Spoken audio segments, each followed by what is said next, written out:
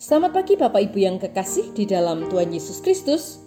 Pagi hari ini saya Eko Wayu Suryaningsih kembali menyapa dengan kebenaran firman Tuhan yang terdapat dalam Matius 7 ayat 12. Matius 7 ayat 12. Segala sesuatu yang kamu kehendaki supaya orang perbuat kepadamu, perbuatlah demikian juga kepada mereka. Itulah isi seluruh hukum Taurat dan kitab para nabi. Amin. Bapak Ibu yang kekasih di dalam Tuhan, suatu ketika ada seorang penjelajah yang pergi ke alam liar di Afrika. Di antara berbagai barang bawaan, dia membawa 2 buah cermin berukuran besar.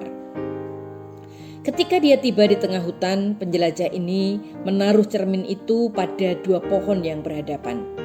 Lalu ia memperhatikan seorang penduduk asli yang datang menghampiri satu dari cermin itu dengan tombak di tangannya. Penduduk asli ini mulai menusuk-nusuk cermin itu sampai hancur berantakan dengan gerakan untuk membunuh lawan yang dia lihat di cermin. Penjelajah itu lalu berjalan ke arah penduduk asli tersebut dan menanyakan mengapa dia menemukan dan meremukkan cermin itu. Penduduk asli menjawab, "Bayangan dalam cermin itu bermaksud membunuh saya.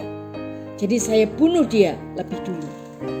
Penjelajah menerangkan pada penduduk asli tersebut bahwa bukan untuk maksud tersebut cermin dibuat.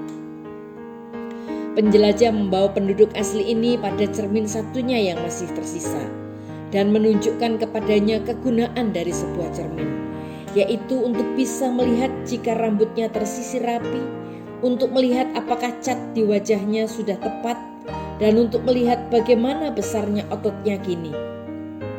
Penduduk asli itu kini begitu terpesona ketika cermin itu ternyata mampu menunjukkan sisi terbaik dari dirinya dan mampu merefleksikan dirinya sebagai seorang yang ramah. Bapak Ibu yang kekasih di dalam Tuhan, bukankah demikian juga yang terjadi dalam kehidupan kita? Orang-orang di sekitar kita bagaikan cermin yang dapat memantulkan apa yang sesungguhnya sedang terjadi pada diri kita.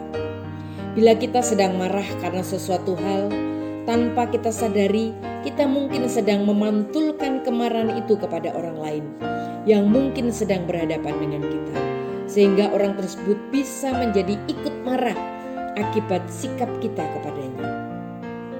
Semakin mereka marah, semakin marah pula kita kepada mereka, karena kita cenderung tidak ingin dikalahkan.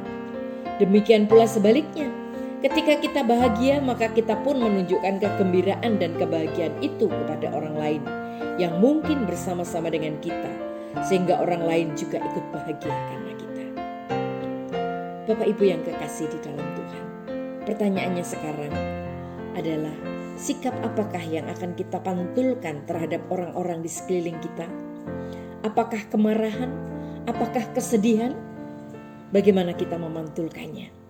Mari kita belajar untuk selalu bersikap positif dan memantulkan hal-hal yang baik dari diri kita terhadap orang-orang di sekitar kita.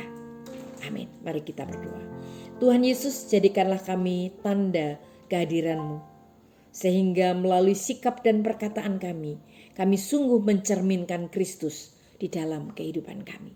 Dalam nama Tuhan Yesus kami berdoa. Haleluya. Amin.